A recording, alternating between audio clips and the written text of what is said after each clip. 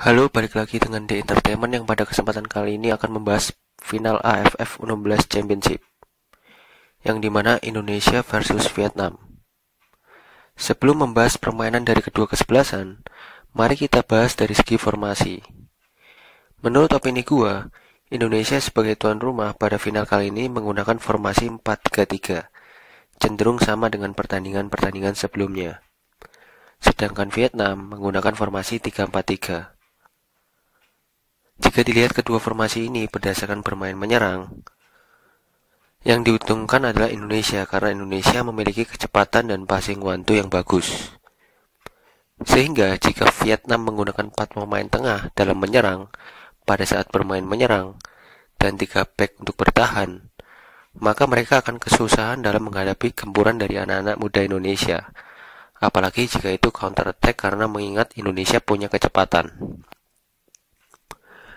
Akan tetapi, jika Vietnam bermain defense atau bertahan, maka Indonesia harus memiliki kreativitas serangan yang beragam dan kesabaran yang tinggi untuk dapat membongkar rapatnya daerah lini tengah sampai pertahanan dari Vietnam. Jadi, dari segi formasi, menurut gua memang plus minus dari kedua kesebelasan. Masing-masing memiliki keuntungan dan kelemahannya masing-masing.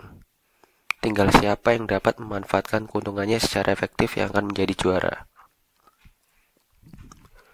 Sekarang mari kita bahas ke dalam pertandingan final kali ini. Pada babak pertama, memang terlihat kedua kesebelasan bermain ngegas dan berburu gol cepat. Hal ini sesuai dengan prediksi gua di video analisa sebelum pertandingan final AFF U16 Championship.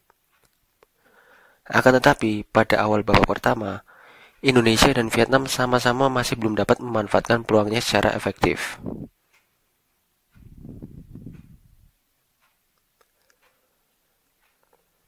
Terlihat juga bahwa pada babak pertama, Indonesia dan Vietnam silih berganti dalam mengambil momentum. Kadang Indonesia tampil menyerang dan kadang Vietnam tampil menyerang.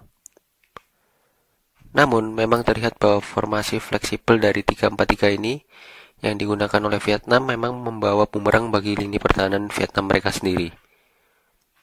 Hal ini karena gol Caviato Rizky diciptakan dari kalahnya pemain left back Vietnam dalam menghadapi kecepatan dari pemain Indonesia yang langsung dimanfaatkan dan memberikan umpan crossing pendek lalu disambut dengan Caviato Rizky.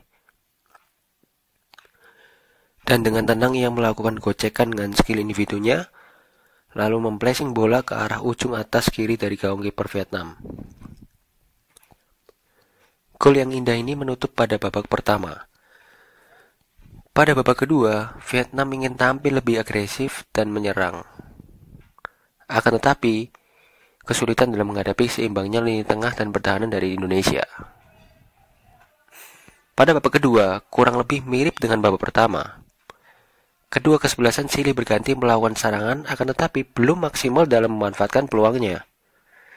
Indonesia cenderung melawan serangan dengan menggunakan skema crossing pada akhir-akhir babak kedua, sehingga mudah dibaca oleh kiper dari Vietnam.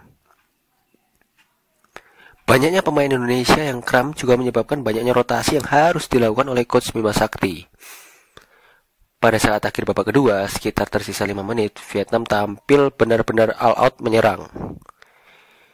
Hingga sempat terjadi sedikit kericuan dari antara kedua kesebelasan, yang dimana akhirnya membuat wasit pun mengeluarkan kartu merah untuk pelatih Vietnam.